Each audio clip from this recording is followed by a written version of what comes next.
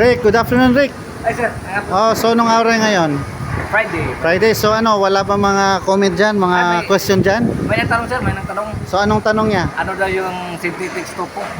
Synthetic Stoco, yung tanong niya. Meron tayo yan dito. Pero ang ang sikat na tawag dyan, hindi synthetic Stoco. EIFS. EIFS. Exterior Insulation Finishing System. So, yung gano'n, no? Yan, nakita niyo yung ano namin, yung sa may balcony, yung wall na yan. So, yan tinatawag na synthetic Stoco or EIFS. Exterior Insulation Finishing System. Okay, pag sinabing ganyan, Stoco, ano pag sinabing Stoco? Textured. May fine, may medium, tsaka may coarse din, no? So, dito gumamit tayo niyan kasi gusto natin na number one, walang tawag niyan, gusto natin na walang crack. Walang crack kasi pag nag-Stoco ka, pag nag-synthetic Stoco ka or EIFS, ano yun merong yung insulation niya, yun yung pinaka EPS natin. Yun yung pinaka tawag nun, yung foam natin, styrofoam. Ay, karabog. Yung styrofoam nun. So, pag styrofoam kasi, may eliminate mo yung crack, syempre, di ba?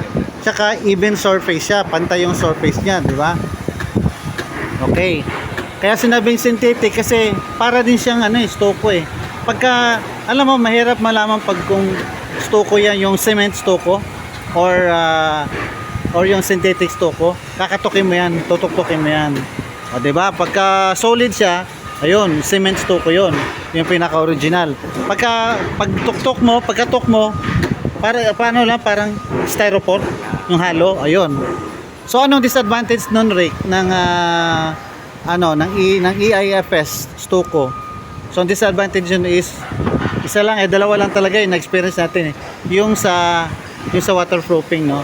Pagka dapat meron kasing drain yan Pag pupunta mo yan, may mga vertical drain yan para pag umulan hindi siya mag-ano. Kasi hindi siya hindi magpapanding sa loob nun. Pag nagpanding yung loob nun, yun yung delikado. No? Delikado kasi sa experience natin, 'di ba? Nung bagyong Odette, wala natuklap yung iba. Natuklap yung iba. So yun lang ang disadvantage noon. Ang advantage noon, ang ganda tingnan, ma-appreciate mo yung evenness, yung walang lubak-lubak, walang crack, yun, walang crack. Tapos, eto gamit natin dito is fine, fine Stoco yung texture niya.